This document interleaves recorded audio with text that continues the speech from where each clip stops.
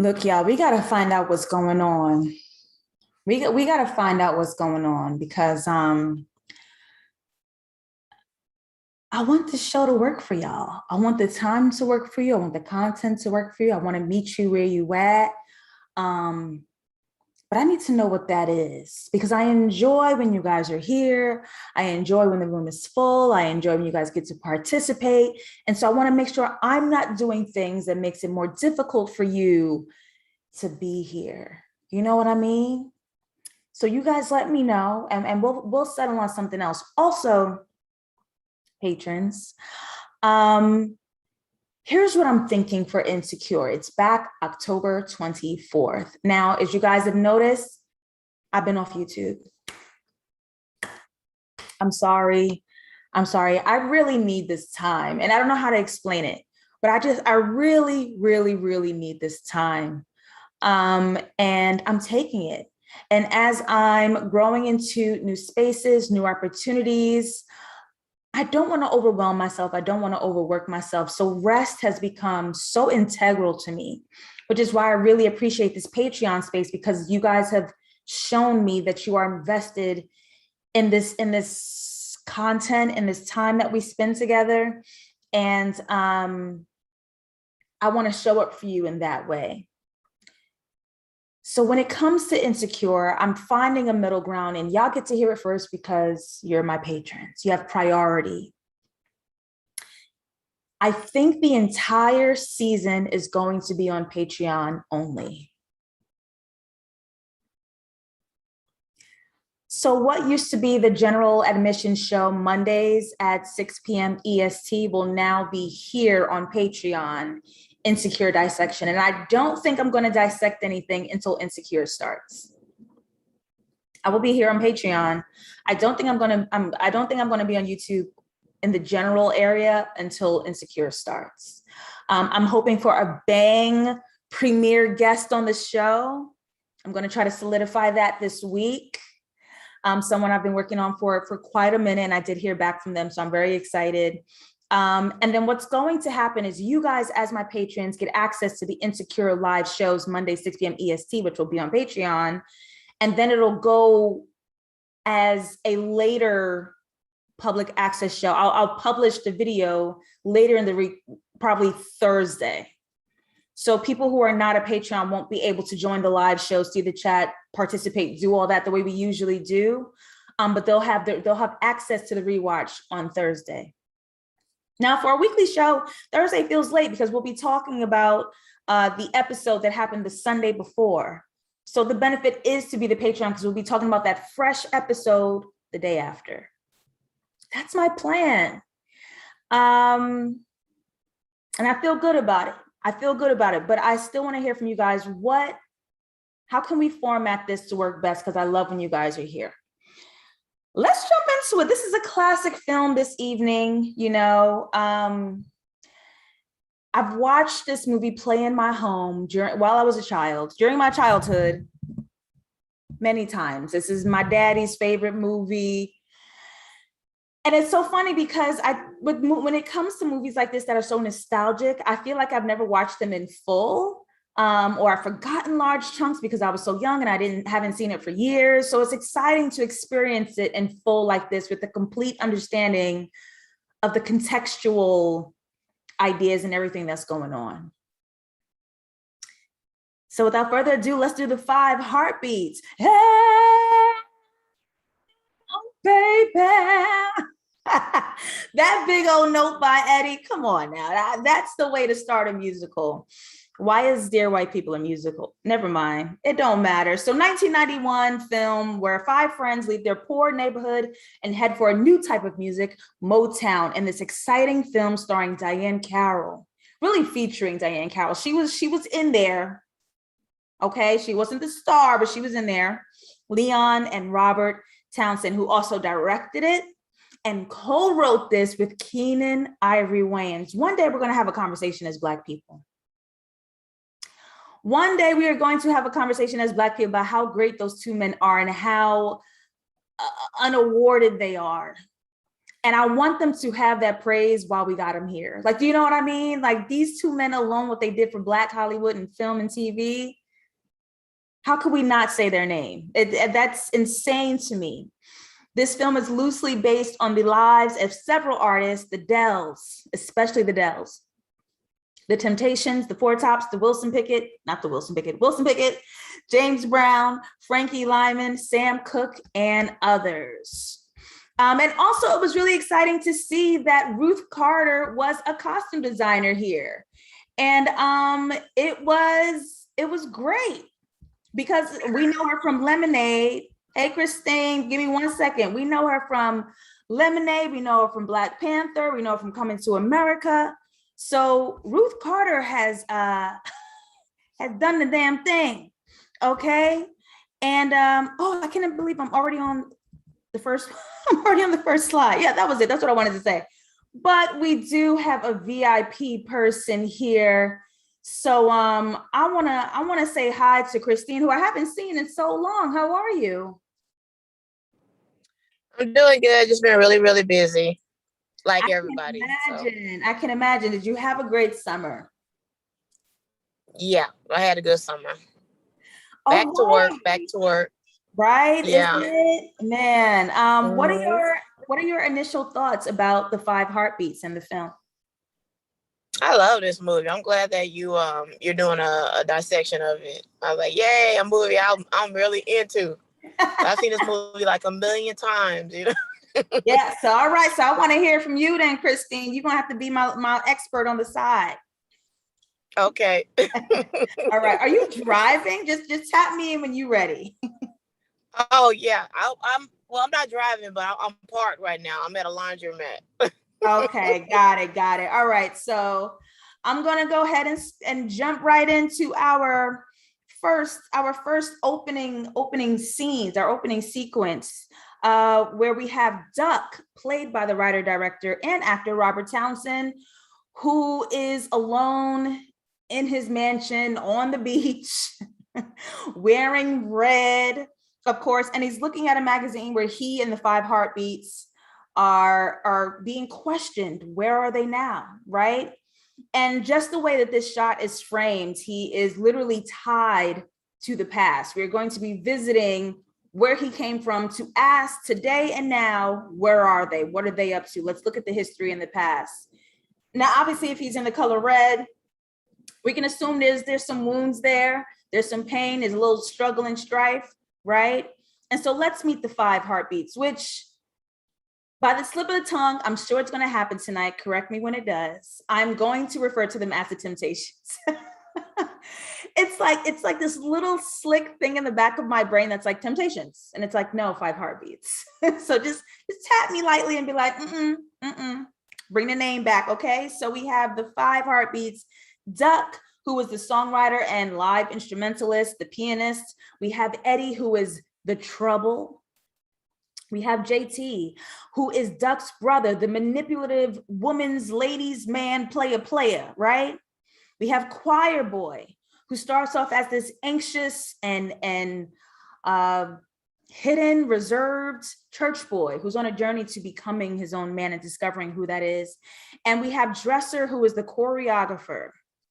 So of course, this movie starts out with that big ass note. Ain't got no money, boop, boop, boop. Ain't got no fancy car, boom, boom. They were singing down. Okay, One Direction, who? Like we need to talk about the original boy bands, all right? The Black men who were singing, all right?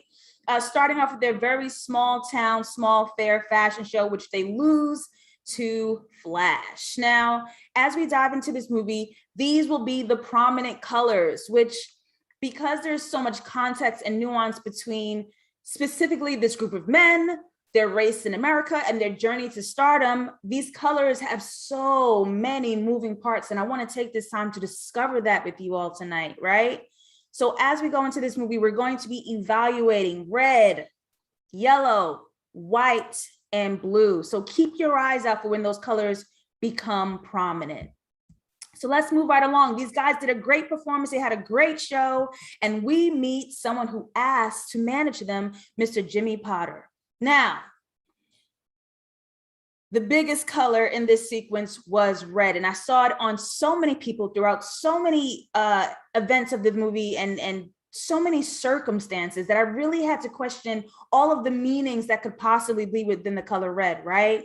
And so I'm thinking of the time that this is. We're in the 60s. You're thinking of Blackness in America, Black men in America, right? Look at all the red that coats the men and women after such a great, great night, right?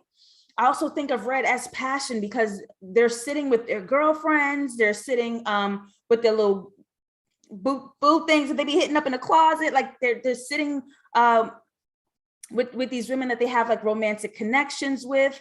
And I'm thinking about how they engage these women, especially in this time frame, right? How they lie and manipulate and deceit and lead. They're going to lead the ladies on, right? There's a lot of negative effect in that, but also these women are also singers. They're background singers, they're lead singers, they're their own group. So they have a passion to reach these high dreams, right?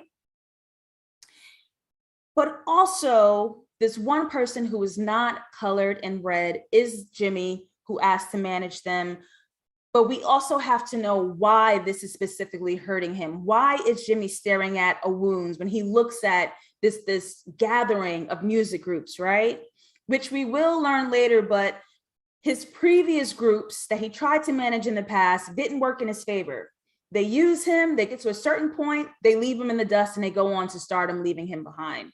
That is the wound that he's staring right in the eye, but he's lining himself up yet again to go through that journey. And I couldn't help but notice that money, money, money, money green, y'all. It's like, this is my last trip because I am old from the journey I've had. And Jimmy really has this last dream. He's on the last leg. I think the most interesting character by far, the most complex character is Eddie. And I want to speak about Eddie's wounds for a second, how he's constantly battling this fork in the road, right? He's battling his dreams and what he wants to achieve and acquire, and he's battling who he is and what his life and his surroundings ask him to be, right? You could be great. You see how the angle peers up at what he can aspire to, versus his daddy telling him on the ground level, you ain't shit, because I ain't shit. How he's imprisoned by these two worlds going head to head, messing him up, right? I want to meet another character. We got Ernest Johnson. Now, at this point, Jimmy's the manager. They're doing pretty well. They're starting to make money, closing deals, contracts coming in. So if we about to elevate, we got to elevate all around. We got Ernest Johnson, who replaces Dresser for the group choreographer.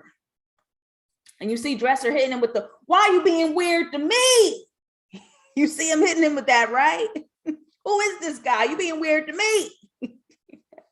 We also spot right between the two men in this frame these beautiful flowers. And of course, it's in the color green, representing new journeys, new pathways, new beginnings. And that's exactly what is going to happen to this group.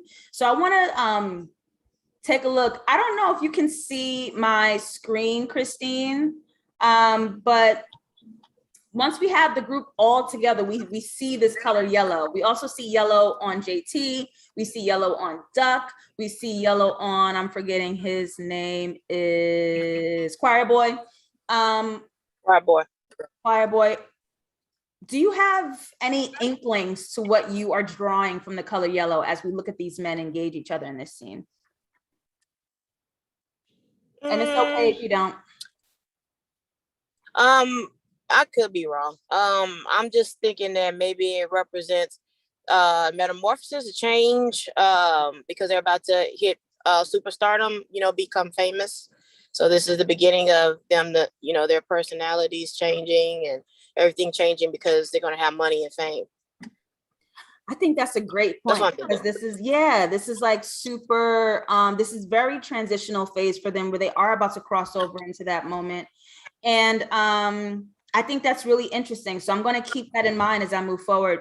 I was just kind of thinking or estimating that this could possibly represent them moving as a single unit throughout this journey. Because I'm thinking when we met JT, he was originally in yellow and he was the only one actually related to Duck. So that meant sort of like this family or this bond or this unity.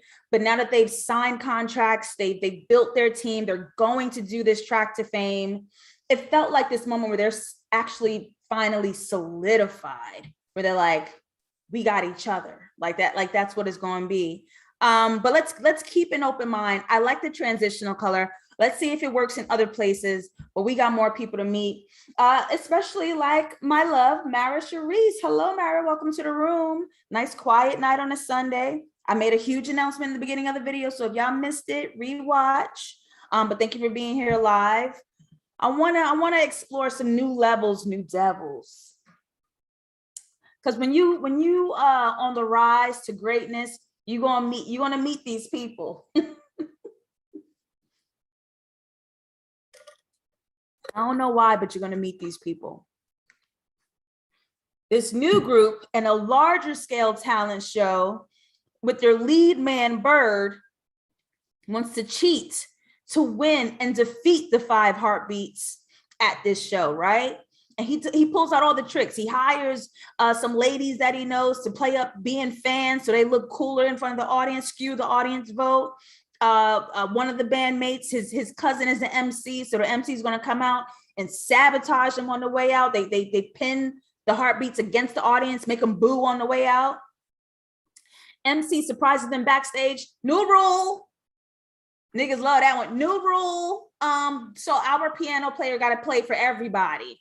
They didn't even rehearse or get the song. So how the piano player going to play our song? Of course, messing up their performance, really giving it to them, right? But you can't beat this track.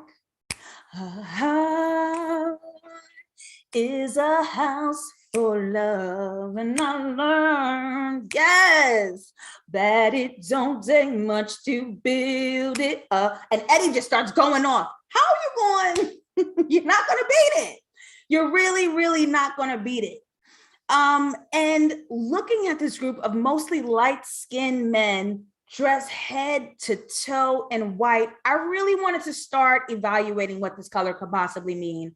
And like many of the colors that we do see here, I feel like it shifts depending on the context of where the characters are.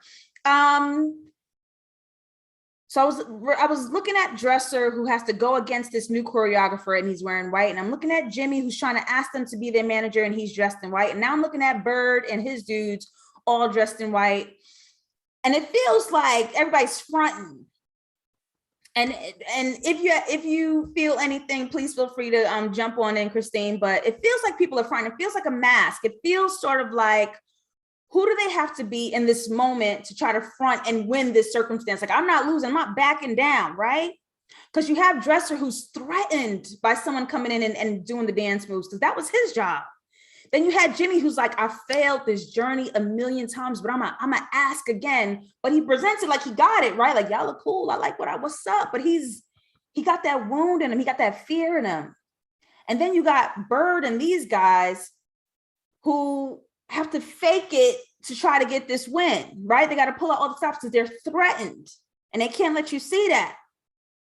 I also feel, and we'll explore more of this as we dive in, that white is sort of giving this America/white supremacy, because if the heartbeats are great and Bird and his dudes are great, where we get this crabs in the barrel mentality, right? Only one of us can be here. Only one of us can win. Only one of us can get to it. Right? How we have this, we got to fight to escape our circumstances when y'all both could have just been dope as hell on stage. It's giving white supremacy for me. And so I was wondering, like, you have this light-skinned group with the colored hair, and they obviously, with their looks, they have more money, they have more access in the space, they could pull more rank and power. So why cheat? Why cheat? And the way that this group was sort of like fixing his cape and doing all that, it reminded me of James Brown, and the way that the Temptations was getting booed, and they just had to acapella it out and do that last minute, we got to win.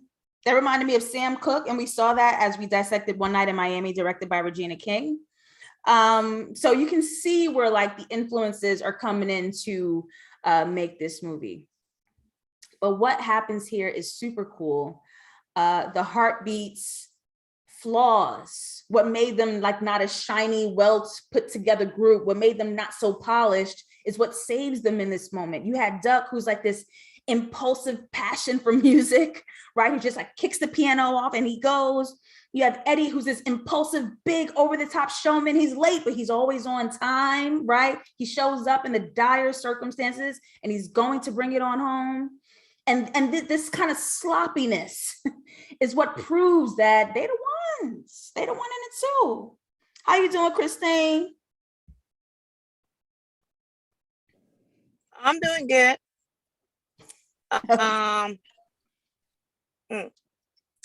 trying to think of I mean, you pretty much said what I was thinking. As far as like the white represent like in a way supremacy, like crabs in a barrel mentality.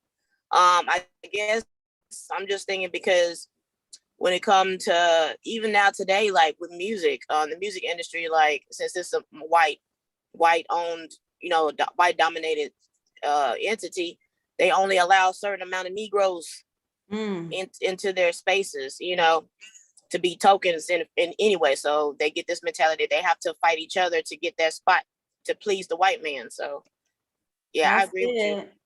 Thank you. That's it. Mara Cherie says, the way my mama yelled, that's why you never trust a light-skinned man during this scene. Mara, your mama was right. Mara, she was right. All right.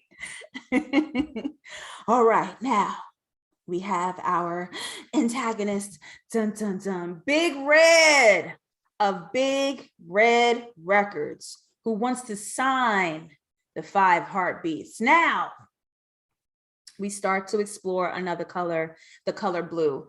I couldn't decide what role blue quite played, so I played around with different ideas, and you guys for sure let me know how you feel about it. But I felt like blue was giving like hidden dangers and motives, right? And then sometimes what I really felt was like blue was for survival, because here's where I got that from. I was watching how we met Eddie. He's gambling, he's in secret. Under the table, they got guns and we about to rob this spot. Like, I'm not even here for the game, about to rob the spot, right? He had a hidden motive that he needed to do for survival, because Eddie didn't have anything. He needed to be outside robbing guys because that's how he's going to get on. You have Choir Boy, whose family is trying to pin him down to the church, but he's trying to find his own way, right? So he's really trying to break out or whatever. So right now he's like this docile, reserved choir boy who's trying to play well to God, but that sort of changes later because he needs this group in this journey to survive. And then you have Big Red, who he's gonna beat all our asses. You know what I mean? He's just gonna beat our ass because that's just what he needs. That's what his form of survival is. I'm gonna take you down so I can have. It's American capitalism, baby. And so as I look at blue and I look at the journey that all these men are on and what they want to acquire in order to live well, what is the cost of fame? Who are people willing to become for access to fame? And what will fame reveal about their true identities? All that hiding and shiftiness. I feel like when blue pops up, what will fame reveal about who they are on the inside? So we have the manager, Jimmy, finally meeting, or we're seeing him meet for the first time, Big Red, along with the icon Diane Carroll playing Eleanor. And this scene just kind of made my spidey senses tingle, because having not seen the full movie at this point, we know Jimmy had groups before who tend to leave him.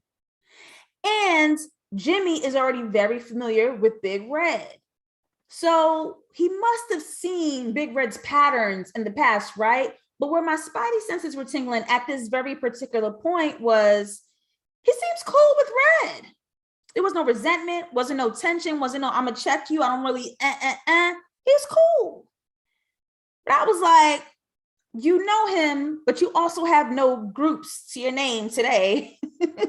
Do you know whether or not Red had anything to do with that, to do with your L?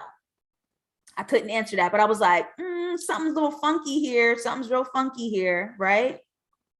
And so in this color blue and these idea of hidden agendas, Jimmy appears to be friendly with Red, or Red appears to be friendly with Jimmy, rather. And his true agenda is not yet discovered.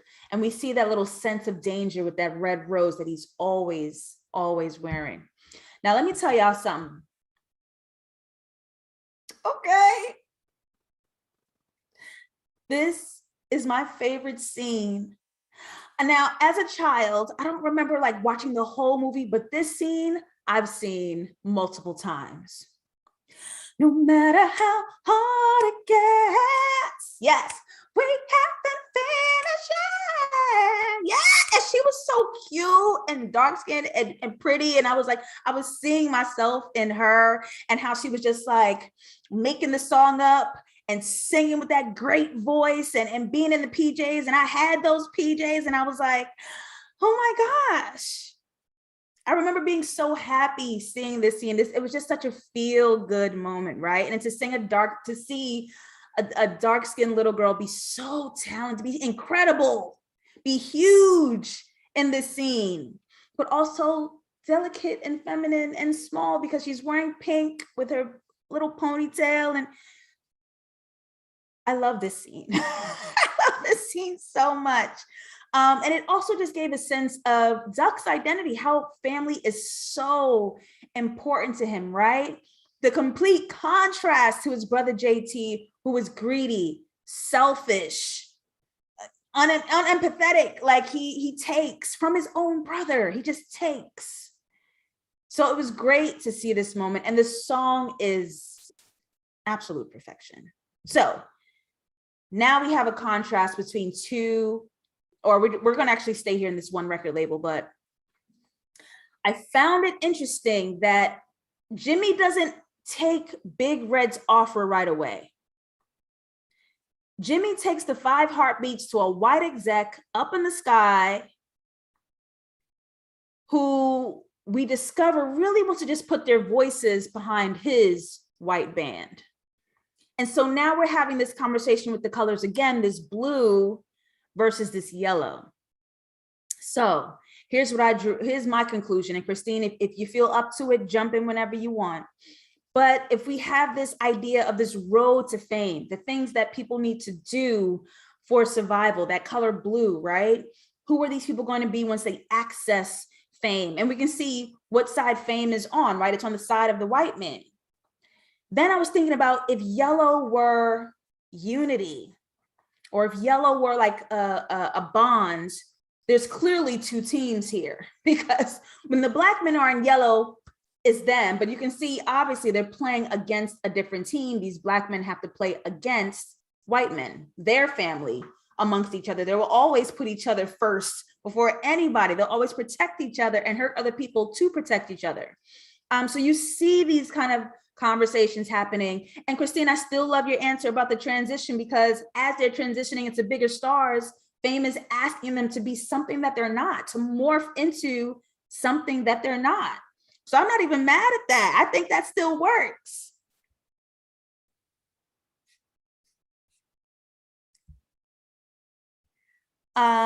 So because of this moment, they have to sign with Big Red in order to not be harmed by this opposing team, to not be harmed by whiteness. All of this is just a trap.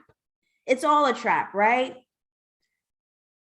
And I wonder, as he brings this group to Big Red, if he's already estimating what he may have seen from Red in their past. But it don't seem like it. It seems like he's full throttle trusting Red. So I'm just kind of like, Jimmy, what's up? Jimmy, what happened? I want to see that. But I want to talk about Tanya, because Tanya I have a big problem with, actually. actually have a big problem with Tanya. I do. I have beef with her. We see here where Duck is finally confident enough to ask out this girl who he's been eyeing for quite some time, sending her poems, following her around, being weird, to be honest. But he finally has the courage to say something, and Tanya rejects him. In fact, her mother thinks that he is just a service worker. Here, come pick up the trash. This is obviously for you. Now, here's why I got beef, because Tanya's light-eyed, light-haired, light skin, dressed in that money green.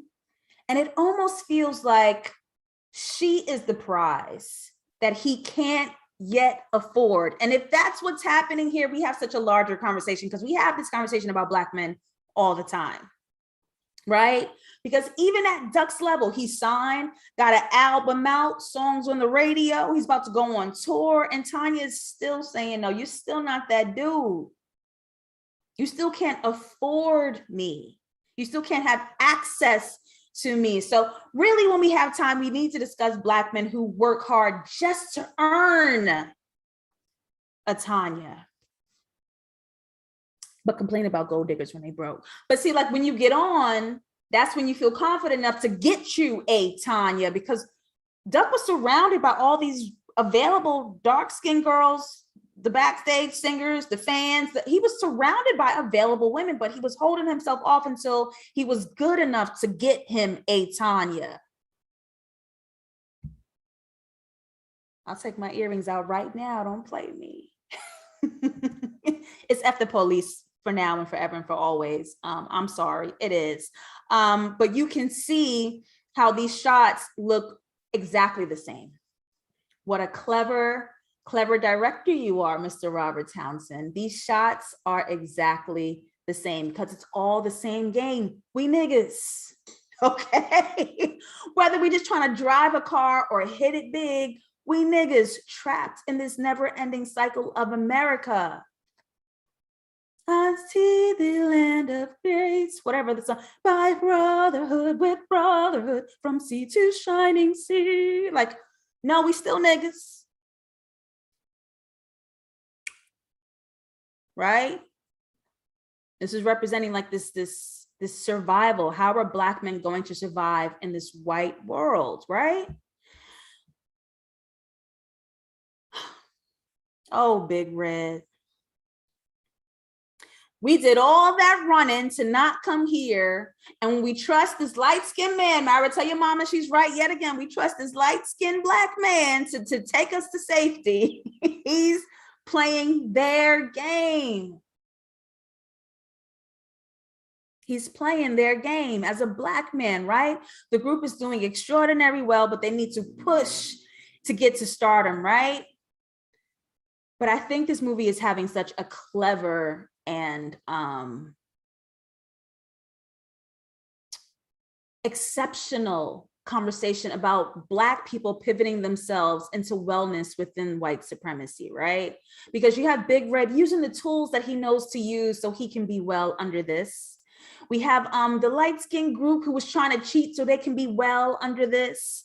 We have Tanya who's trying to position herself as a prize so she can have the best option of Blackness under the white supremacy bubble. Like, these are all the positions we're pinned into, whether good or bad, to try to win the game of white supremacy. It all sucks, right? And we see this happening today. Remember Usher and Kelly Rowland had that EDM era to cross over? We could have skipped that part. We really could have skipped it, to be honest with you, okay? Because Kelly really belongs in disco, if we're being honest. No, she wanted to go play with the girls. And we see this today where the light-skinned artists are taking over R&B. Like, if it's going to be Black, it has to be asterisk Black. It has to be Black, soft Black, mixed Black.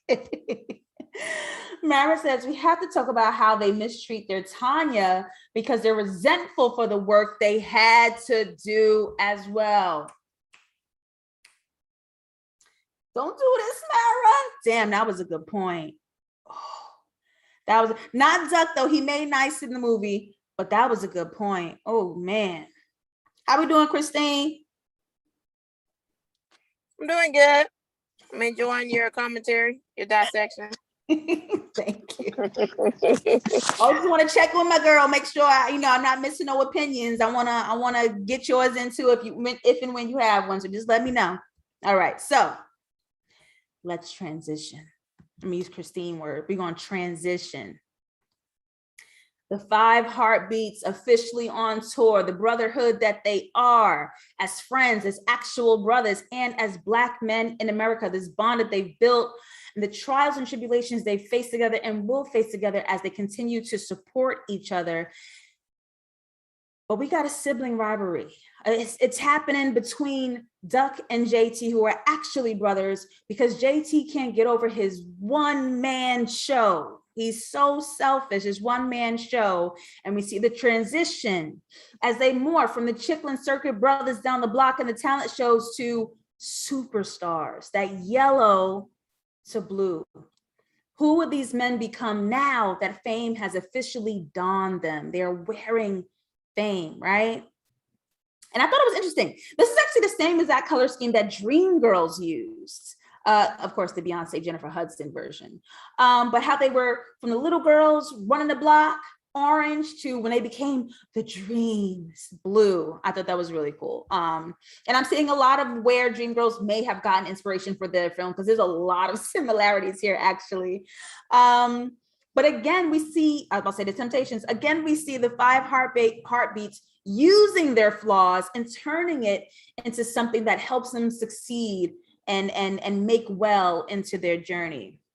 Nights like this, I wish that would fall. Like the music, I can't. So now that we've officially arrived at the midpoint, everything's been going seamlessly well, but directly in the middle of the movie, something's got to change, something's got to turn, something's got to morph, right? The Heartbeats have officially entered the fame and the spotlight in big red on a white car.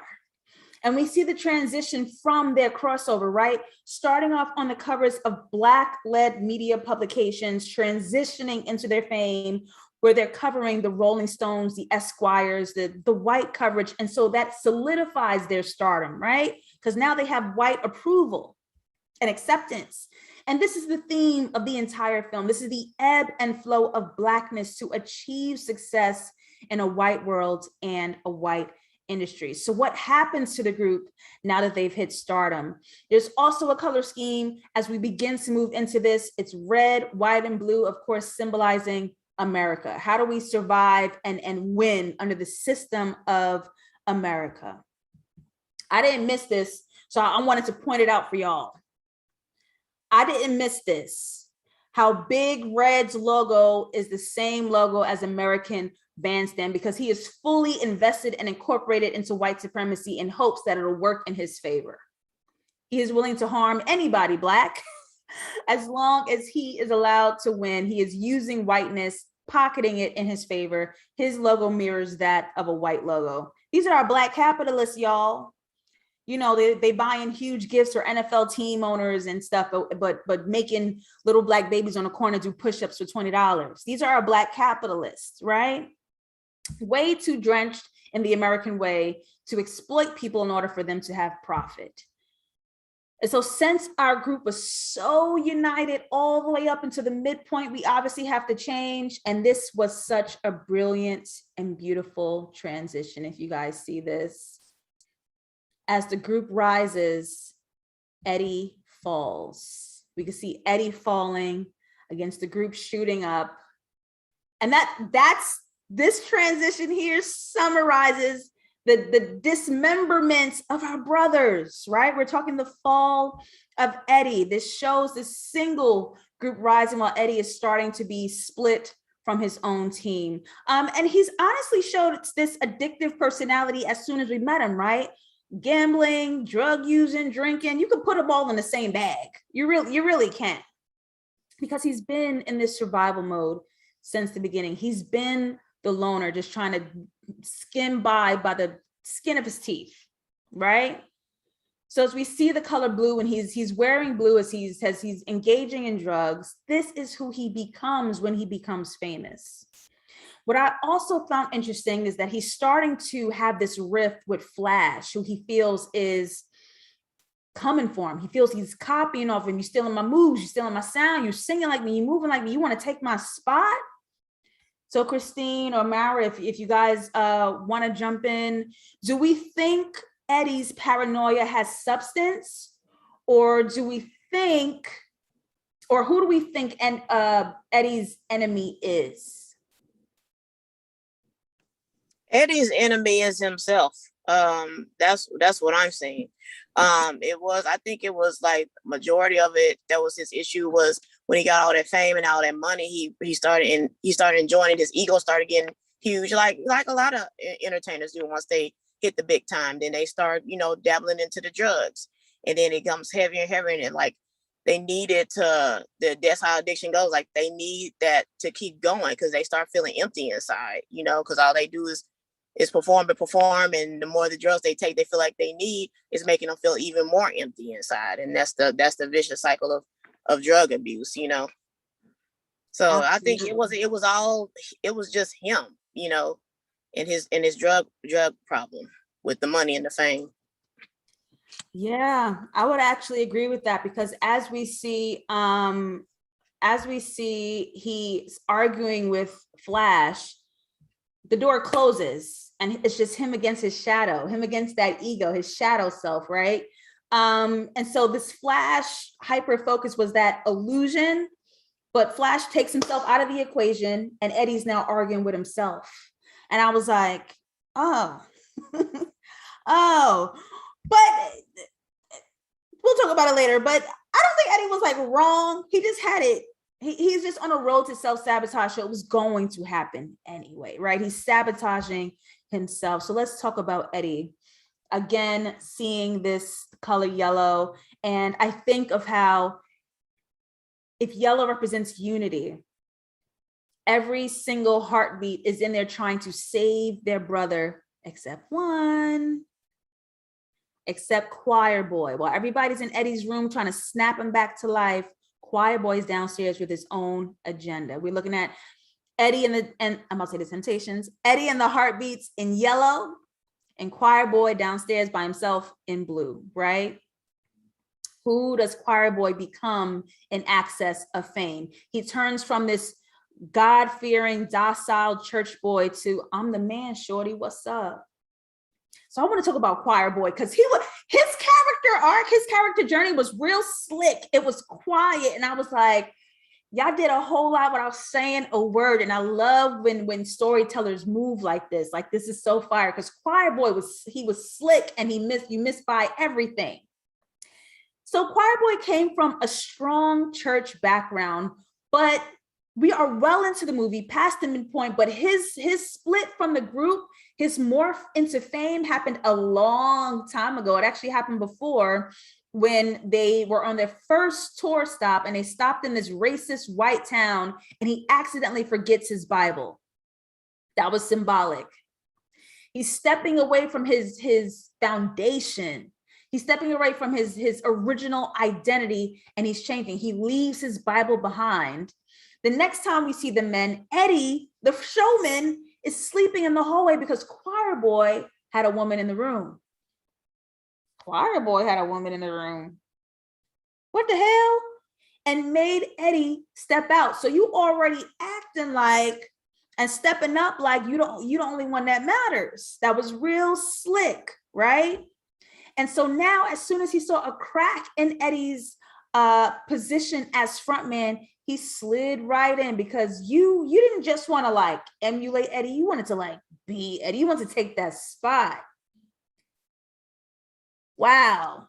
So it seems shocking when it first happened, because it's like, whoa, like you changed. But his transition was very incremental in these tiny little ways, which I thought was very cute. I really want to fight Tanya. Like, I don't know. Like, I really just want to fight Tanya, because now that we somebody and we bigger than ever, now you want to come, now you see me, like now I really want to fight her and her bang. Mara says, when you're big and a little pond is different when your pond triples in size. I'm telling you. Yeah, Tanya was trash. I couldn't stand her in this movie, especially like how she did Duck in the very beginning, just ignoring him, and then once he got the fame, oh, here she come in his face.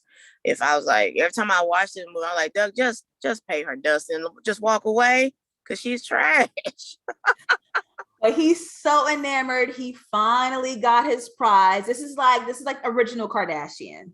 That's all that it is. Like, they're enamored to finally have that trophy girl that they can finally afford. She is his own stamp of approval at him being valuable.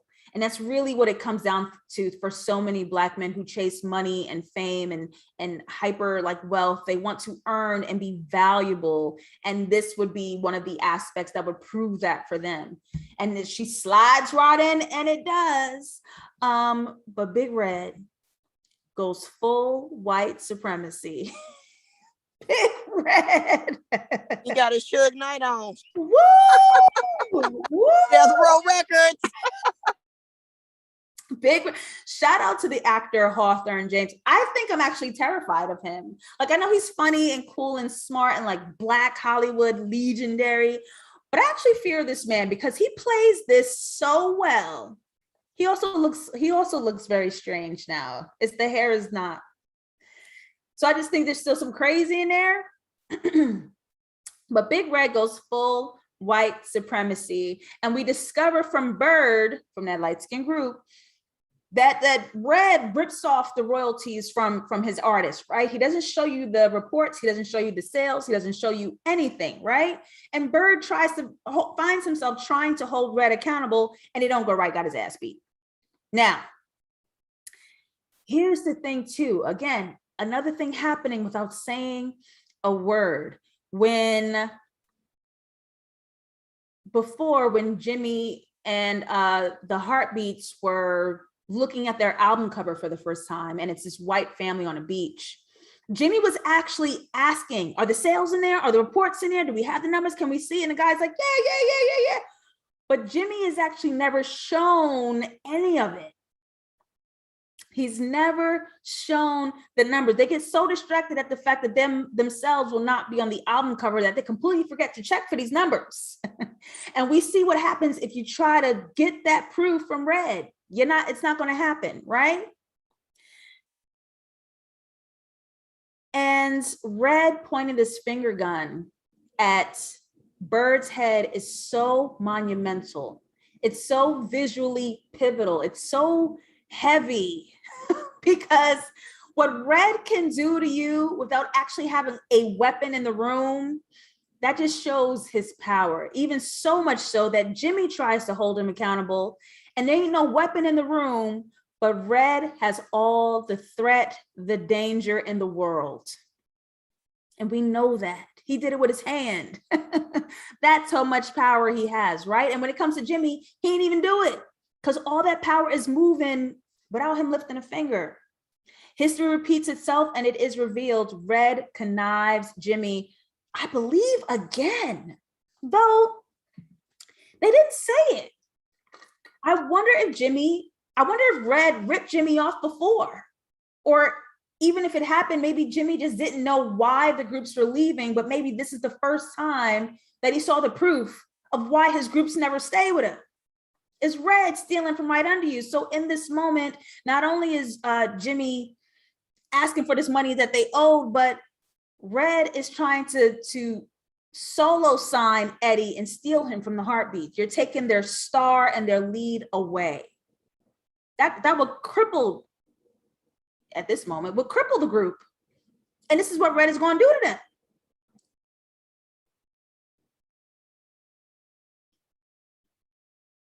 So this inversion of power is incredible because Red is sitting calm, giggling, laughing. Jimmy is standing, empowered, angry, in that leadership shot, right? Like we're looking up at Jimmy. But who's got the power? Who's really got the power here? And how they play with that inversion. Red is sitting there in that silk shirt looking like a damn pirate. Powerful. What's your wife doing this weekend? I'm sure she ain't busy.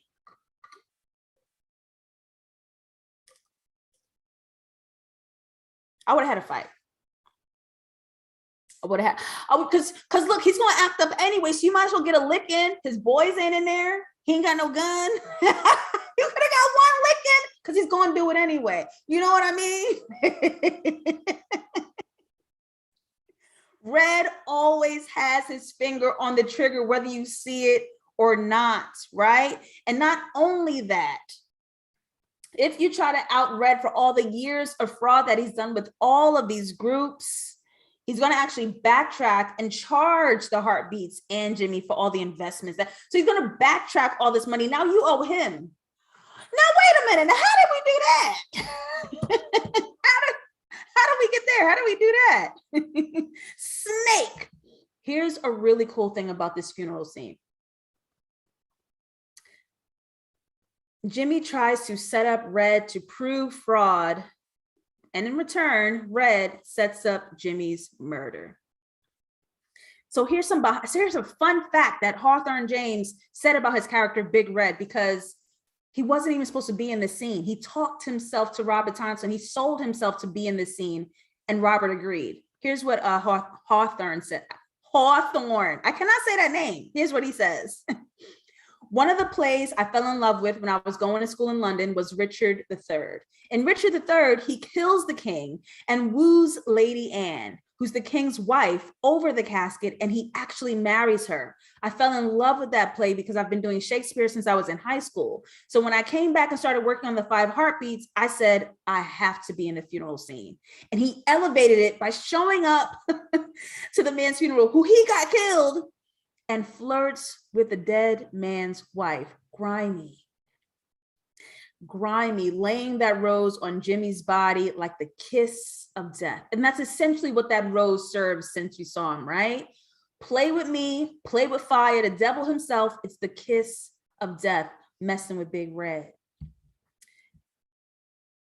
But they took him down, y'all. They took him down.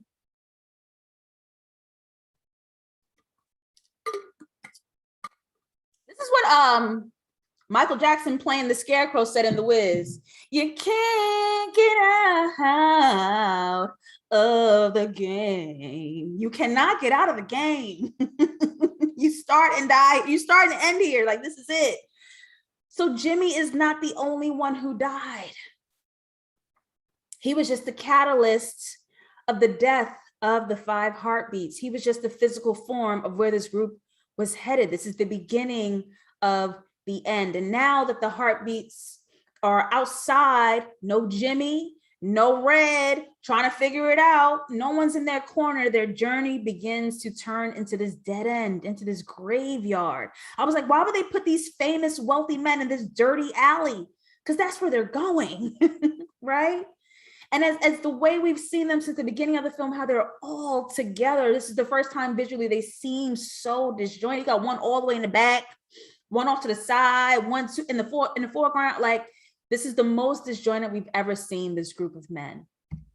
Eddie at this point is officially out due to his sour deal with Red, and the group kicks that ass to the curb. So Red is arrested for the murder of Jimmy. Heartbeat signed to a new label, and Flash, the man we've seen from that first talent show, growing in stardom on his own journey, takes Eddie's spot the way he feared, the way he was paranoid about, takes Eddie's spot as a new lead of the 5 Heartbeats. And checks this out. Their new logo is literally a broken heart. It's split, representative of how this group is now and literally split. The Heartbeats with a big old crack in the middle.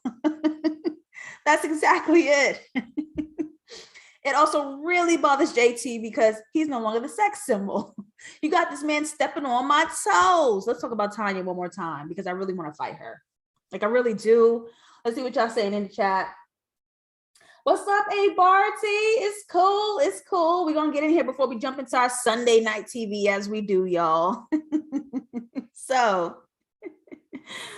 let's talk about Tanya one more time because, baby, I just want to see about that outside.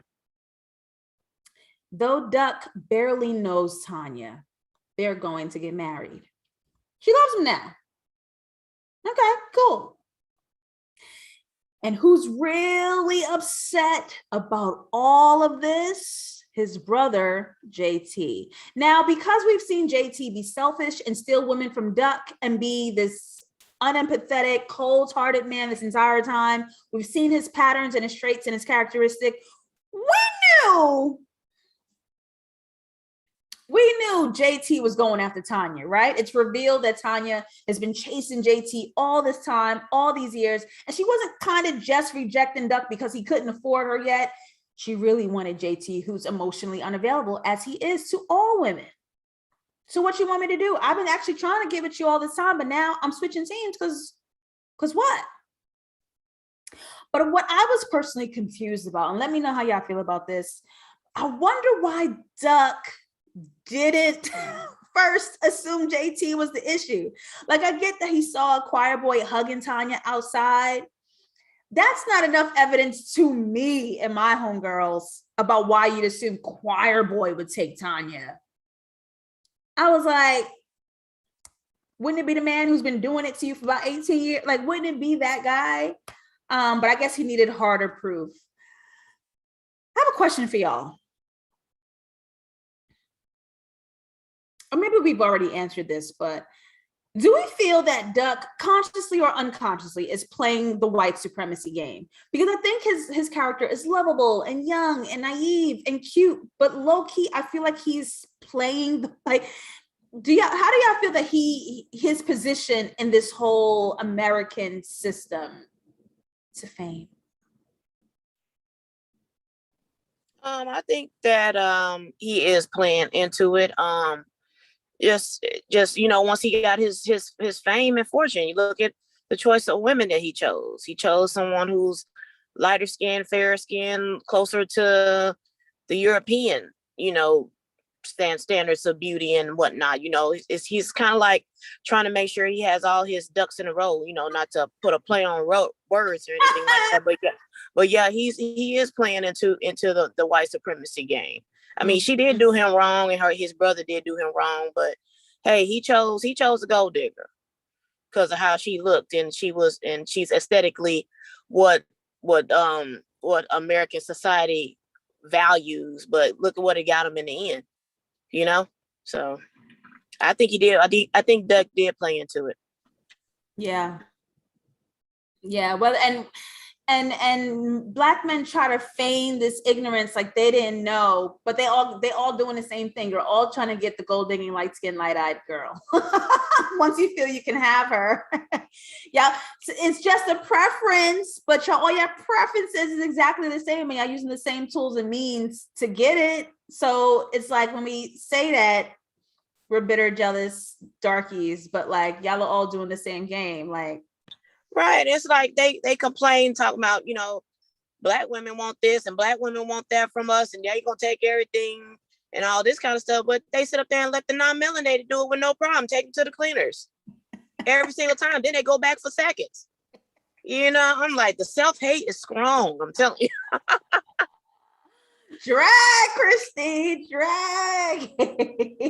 Myra says, oh yes, Ducky's the Black aristocracy. Same. Also, I feel like this hug between her and Choir Boy, like she's very upset about something. We don't know what it is, but Choir Boy's there to comfort her. I don't know what that announcement was, but I feel like she told him she was pregnant and she didn't want to be, or she's having the wrong kid in her belly. I feel, and I'm gonna come back because I have another question, but I feel like she told him she was pregnant. I don't know if I'm making that up. But A. Barty says, right, like why go at someone who didn't want you before the fame? Never makes sense to me. They want to win so bad. That's the ego trip. Like I dominated it and I won this woman like who didn't want me before. And that's really like their ego jerk fantasy. They can't wait to trash the women who rejected them first. Like they can't wait. Or have them love them. It's very strange. But the grandma's the baby. Duck discovers that Tanya is having an affair with JT, which would have been obvious to me. And the hypothesis that Tanya originally rejected Duck, not because he wasn't the one yet, not just because of that, but maybe because she wanted JT all this time. And so that was really the root of the rejection. I think it was equally yoked. So we have finally reached the end where Flash and the 5 heartbeats are shot in separate frames. They are split. This is heartbreak right here. Flash leaves the group to continue his solo career. And Duck, in this huge betrayal, leaves the group as well because of both his fiance and his brother JT. And I didn't miss this either. I want to point out to you guys that the banner for their new record label has the same color scheme as Big Red and American Bandstand. This is the red, the white, and the blue. This is America, baby. Yeah, yeah, yeah, yeah, yeah, yeah, yeah, yeah. Oh, oh, oh. This is America. They got Flash. The supremacy got your boy Flash. He's done. He's out. He's done. So look at him. I guess he was supposed to be like Hammer, like a spoof on Hammer. At the time, cameo. Was it? It was either Hammer or Cameo. I feel like this is very Cameo too. I don't know why. Oh yeah, I was thinking Hammer because everybody was talking about how much he sold out and stuff. So he went pop charts and stuff like that because he's from East Oakland, you know, from the hood. And then when he got all that superstardom fame with the what was that? Can't Touch This. Yeah. Sampling the Rick James and stuff like that. Everybody's like, oh, he sold out. Especially Ice Cube had a lot to say about him, but whatever. But and that's so interesting because people said the same thing about Ice Cube. They said the same thing about Snoop, like Snoop Dogg and Martha Stewart doing this show together. They was like, okay, y'all, what happened to our gangster rappers? Yep. Gangster go out the window when it comes to dollars. Well, they collected the check. Okay, our boy Flash went out sad. Flash went out sad. R.I.P. But in our very last sequence of the 5 heartbeats, our guys are back together again. Here's why I thought Tanya told Choir Boy in the parking lot that she was pregnant, because I feel like, is that Duck's baby? Or is Tanya gone? She's just gone? Because look, gone. The kids that JT had was with, you remember the dark-skinned woman he was messing around in the beginning. Because I picked the dark skin. I picked the dark skin and I said, yes, JT. Okay, but that's the girl from the very first in the closet. Yeah, she's stupid too, because I wouldn't have wanted him either after he had his little light skin. I'm like, no, going back to your little light skin. Go on, bye. Christine, because you got to play the long game. Now that he got money, you better have a kid and collect the child supports. You hear me? Yeah, so now that he not rich and famous anymore, he done went back to the dark skinned one. Like, they had kids with her. That was some bull. That was some straight up bull. Dang, that's a great point. That is a great point. I was like, that baby, not only are you named after Duck, which I get, you want to pay homage to your brother who you haven't spoken to in years, but that baby looked like Duck. So I was like, I don't know. But Eddie saves himself in the church that Choir Boy returns to. Duck sacrifices his dream of family to salvage himself. JT settles down, finally finds and creates a family with a dark-skinned woman. And Flash becomes a sellout as the heartbeats give up fame and choose each other. And we see those final color schemes coming into play. They're giving up that fame, just settling on the men that they want to be, the blue, coming back together in unity, the yellow, and of course, having those wounds from the past in red. And that's it, y'all. That is the 5 heartbeats. A heart is a house for love. Thank you so much. Final thoughts on your favorite film, Christine? Yeah, I just really love this movie. I've seen it a million times. I love the soundtrack. It came out when I was 12, and I was in the 7th grade, and they would play. It's very nostalgic for me because they would play the videos to A House Is Not a Heart, and what's the other one they would play all the time? What's the other one? After 7, Nights Like This, I Wish Raindrops Will Fall, that one. They would play the videos to those songs, and you could see the clips from the movies, and it made me so hyped to want to go see it, but you know, being a little kid, I had to wait to see it. we couldn't afford my movies parents like did that. that too. Yeah, we couldn't My afford to parents go did to that movies like too. that, so we would watch movies through the videos from the soundtracks.